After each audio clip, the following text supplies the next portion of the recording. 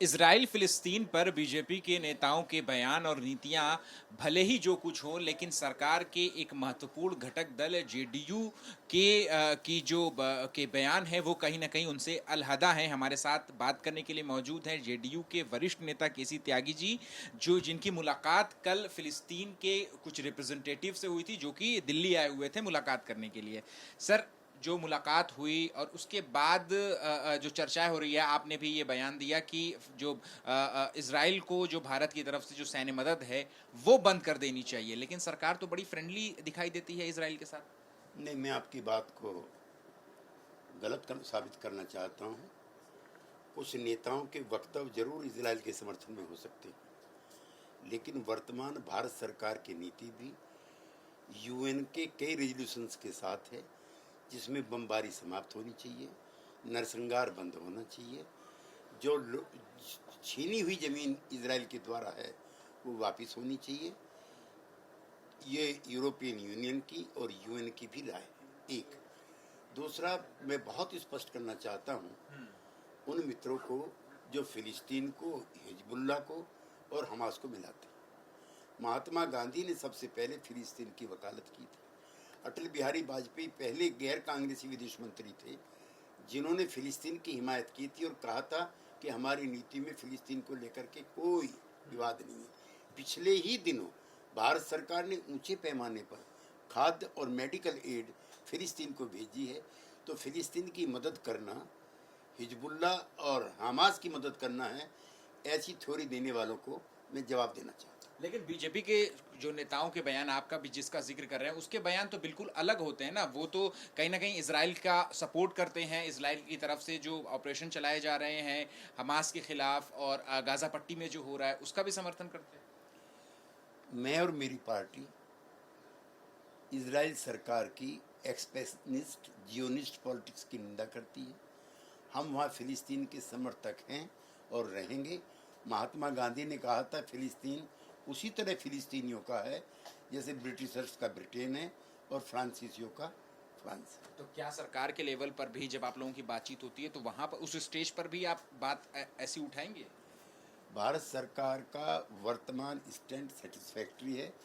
भारत सरकार के किसी प्रतिनिधि ने खुल्लम खुल्ला इजराइल के द्वारा थोपे गए युद्ध का समर्थन नहीं किया है। यद्यपि समय समय पर वो हमास और हिजबुल्लाह से अपनी दूरी बना कर रखते हैं। सो आर दी। ठीक है। फिलिस्तीन से ही जुड़े हुए एक और मुद्दा है। देश के सबसे बड़े सूबे के मुख्यमंत्री हैं योगी आदित्यनाथ। उन्होंने कल ये बात कही कि लोग जो देश के में हर मुद्दे पर मुखर होते हैं वो उनको फिलिस्तीन तो दिखता है, लेकिन बांग्लादेश में जो मंदिर टूट रहे हैं, जिन हिंदुओं को मारा जा रहा है, वो नहीं दिखता। फिलिस्तीन पर तो बहुत बातचीत होती है, लेकिन इन पर क्यों नहीं बातचीत होती है? और ये भी कहा उन्होंने कि अगर साथ रहेंगे तो बचेंगे, बटेंगे तो कटेंगे। मैं एक सेकुलर सोशलिस्ट हूँ जिसका मुझे गर्व है। बांग्लादेश के हिंदुओं पर हो रहे अत्याचार पर भी मैं उतना ही चिंतित हूँ जितना फिलिस्तीनियों पर हो रहे अत्याचार हैं। मैं उसमें कोई फ़र्क नहीं देखता हूँ। बंगाल के हिंदुओं के साथ पिछले दिनों मंदिरों पे जो कुठाराघात हुए, जो प्रहार हुए, वो उसका मैं प्रबल विरोधी हूँ। और बांग्लादेश सरकार ने, भारत सरकार ने भी बांग्लादेश सरकार से कहा है इनकी रक्षा सुरक्षा के लिए। और यही मुख्यमंत्री हैं, उन्होंने भी साथ में ये बात भी जोड़ी कि धरती का और भारत का एकमात्र धर्म है वो है सनातन धर्म, और भारत का राष्ट्रीय धर्म है सनातन धर्म। जो चुनौतियां दुनिया के सामने हैं वही चुनौतियां सनातन धर्म के भी सामने हैं। श्री योगी जी की सामाजिक परिस्थितियों को लेकर के, धार्मिक परिस्थितियों को लेकर के जो विवेचन है वो अलग हैं और हम समाजवादियों के अलग। इस पे एक रिएक्शन मैं चाहूंगा कि पार्टी के तौर पे आप जो राष्ट्रीय धर्म की बात कह रहे हैं कि राष्ट्रीय धर्म भारत का सनातन धर्म है, इस पर क्या कहें? हम तो संविधान के मानने वाले लोग हैं जिसमें भारत के हर नागरिक को अपने अपने तरीके से अपने अपने धर्म की व्याख्या करने और उसको मानने के अधिकार दिए। राजनीति की बात करते हैं। चंपई सोरेन दिल्ली आ चुके हैं, खबरें आ रही हैं कि वो जेएमएम से तो नाराजगी वो सोशल मीडिया पर जाहिर कर चुके हैं सार्वजनिक तौर पर, लेकिन क्या एनडीए परिवार, क्योंकि मांझी ने उनका स्वागत भी कर दिया था एनडीए परिवार में, तो क्या एनडीए परिवार उनको शामिल करने के लिए या उनका स्वागत करने के लिए तैयार है? देखिए, वहाँ का नेतृत्व और भारतीय जनता पार्टी का शीर्ष नेतृत्व इस विषय में जो भी फैसला लेगा हम उसका समर्थन करेंगे। हरियाणा में चुनाव होने वाले हैं। कंगना रनावत बीजेपी की एक सांसद हैं। उन्होंने जो किसान आंदोलन हुआ था उसमें कहा है कि अमेरिका और चीन के जरिए भारत में बांग्लादेश जैसी स्थिति बनाने की कोशिश की गई, जिसके बाद कांग्रेस की सुप्रिया श्रीनेत है वो कह रही हैं कि अगर ऐसा है तो भारत सरकार क्या कर रही थी, भारत सरकार को जवाब देना चाहिए, नहीं तो फिर ये बताना चाहिए कि ये कंगना की निजी राय है या सरकार की राय है।